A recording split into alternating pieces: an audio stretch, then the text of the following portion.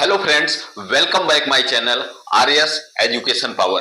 Today I will teach you should have modal. दोस्तों आज मैं आपको should have modal के बारे में पढ़ाने जा रहा हूं। दोस्तों पहले हम जानते हैं कि should have का मतलब क्या होता है। should have का मतलब चाहिए था। अगर वाक्य के अंत में चाहिए था, चाहिए थी, चाहिए थे आदि शब्द आते हैं तो वहां पर हम शुड हैव का यूज करते हैं। तो दोस्तों जानते हैं कि शुड को हम दो कंडीशन में यूज करते हैं।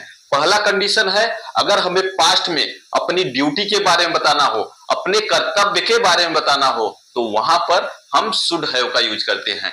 दूसरा कंडीशन यदि हम पास्ट में किसी को सलाह देते हैं तो वहां पर भी हम शुड हैव का यूज करते हैं। तो आइए अब स्ट्रक्चर और एग्जाम्पल के थ्रू शुड हैव का यूज करते हैं। तो देखिए यहाँ पे शुड हैव मीन्स चाहिए था। स्ट्रक्चर जानते हैं, सब्जेक्ट शुड हैव, वर्ब का third form object. Should have में हमेशा वर्ब का थर्ड फॉर्म लगता है। तो आइए यहाँ पे सीखते हैं एग्जाम्पल के थ्रू। तुम्हें अंग्रेजी सीखनी चाहिए थी। यहाँ पर पास्ट में सलाह दिया जा रहा है कि तुम्हें अंग्रेजी सीखनी चाहिए थी। तुम्हें अंग्रेजी सीखनी चाहिए थी, तुम्हें की अंग्रेजी सब्जेक्ट है तो हो जाएगा यू के बाद लगाएंगे should have, you should have. सीखनी चाहिए तो हो जाएगा लर्न का थर्ड फॉर्म हो जाएगा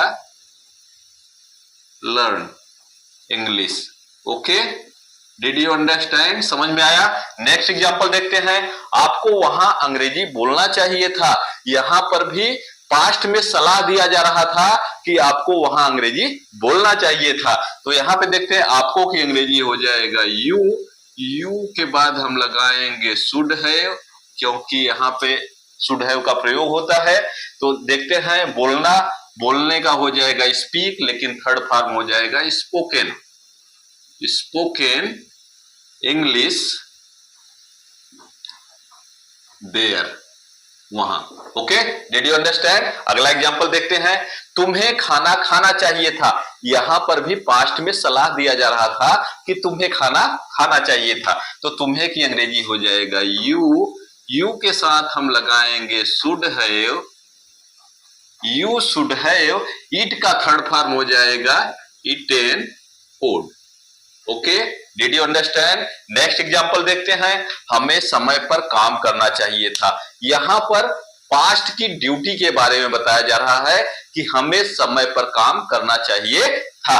तो देखते हैं यहाँ पे शुड का प्रयोग, शुड हैव का प्रयोग करके हमें की अंग्रेजी हो जाएगा वी के बाद हम लगाएंगे should have, we should have. काम करने के हो जाएगा वर्क, तो वर्क का थर्ड फॉर्म हो जाएगा वर्क। समय पर तो on time, work on time. समझ में आया? अगला एग्जांपल देखते हैं। मुझे उससे शादी करनी चाहिए थी। यहां पर भी पास्ट की ड्यूटी के बारे में बताया जा रहा है, तो हम यहां पर शुड हैव का यूज करेंगे। मुझे की अंग्रेजी हो जाएगा आई के बाद हम लगाएंगे should have, I should have. शादी करना हो जाएगा मैरिड, मैरिड उससे तो हो जाएगा to him, married to him. समझ में आया? मैं आशा करता हूं कि आपको शुड हैव का प्रयोग अच्छी तरह से समझ में आ गया होगा। अगर वीडियो पसंद आए तो लाइक, सब्सक्राइब एंड शेयर जरूर करना। जय हिंद।